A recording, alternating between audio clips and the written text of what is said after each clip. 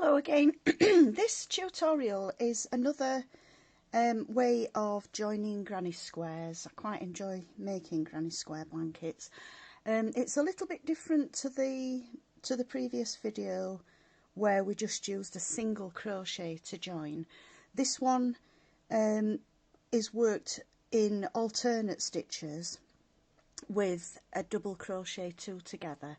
So I'll show you how we start. The squares that I've used were worked in double knit yarn, so I'm going to do the join also in a double knit yarn. To keep it quite stretchy, I'm using a 5.5mm hook. I used a 5mm hook for the actual squares. To start with a slip knot onto the hook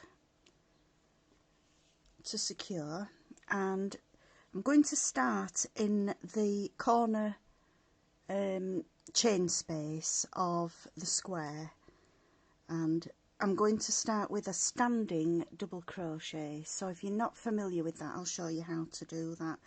We yarn over, go into the chain space, pick up a loop, yarn over and through two, but we're not going to go through the other two. We're then going to go into the corner of the square that we're joining and pick up a loop. Sorry, we'll go yarn over first. Yarn over into the corner chain space, yarn over through two. That's going to leave 3 loops on the hook. We're just going to then yarn over and go through all 3 at the same time. Just another point, we've got the right side of the squares upright, so we're actually working on the right side rather than the wrong sides.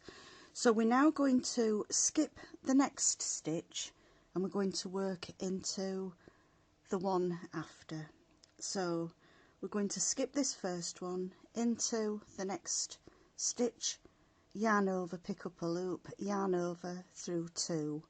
We're then going to skip the first stitch on the square that we're joining and we're going to work into this one here. So again, yarn over into that stitch, pick up a loop, yarn over through 2, and then we'll yarn over and go through all 3 stitches at the same time. Yarn over, skip the next stitch, go into the following stitch, pick up a loop, yarn over through 2. Yarn over, we're going to skip this next stitch and work into the following stitch, yarn over, pick up a loop, yarn over through 2, and then yarn over and through all 3 together. And you can see the join is forming where we've got a little bit of a space in between, so it's giving a lattice type of join to the stitches. So I'll do a few more just so that you're familiar with the join. So yarn over, we skip the next stitch into the following stitch, pick up a loop, yarn over and through 2, yarn over, skip the next stitch into the following stitch, yarn over through 2, and then yarn over and through all 3. And just carry on in that same way all the way along. Skip one,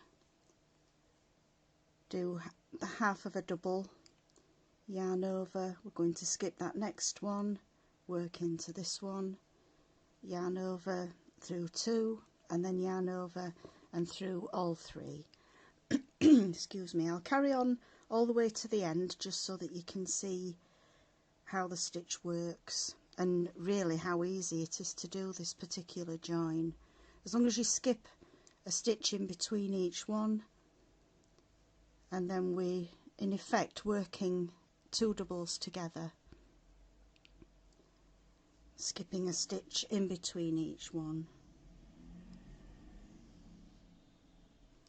and then through all 3.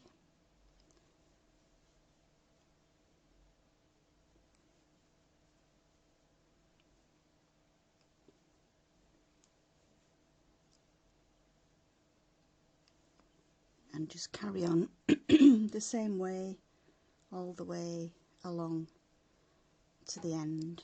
When you reach the other side, you will work into the corner chain space on each of the squares that you're joining. These squares are quite big that I've worked, so obviously if you've made smaller squares you'll probably be at the end of yours already.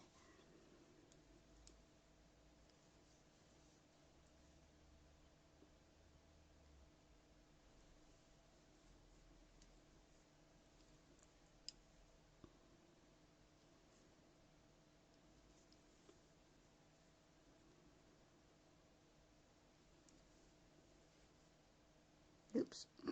Going through them all there.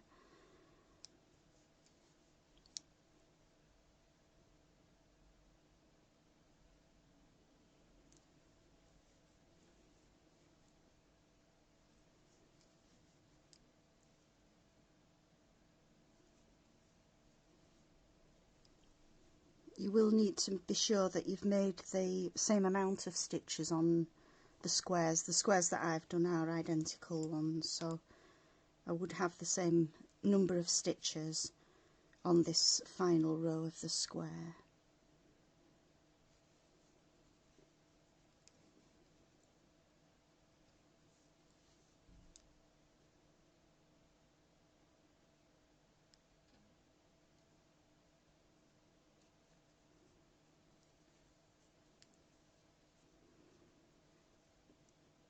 So we've come across to the end, and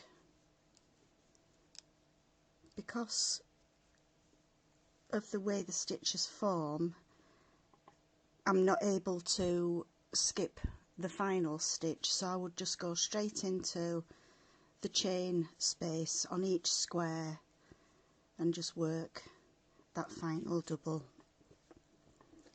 two together. And there's the join. As I say, it's a little bit different, and it also adds a little bit of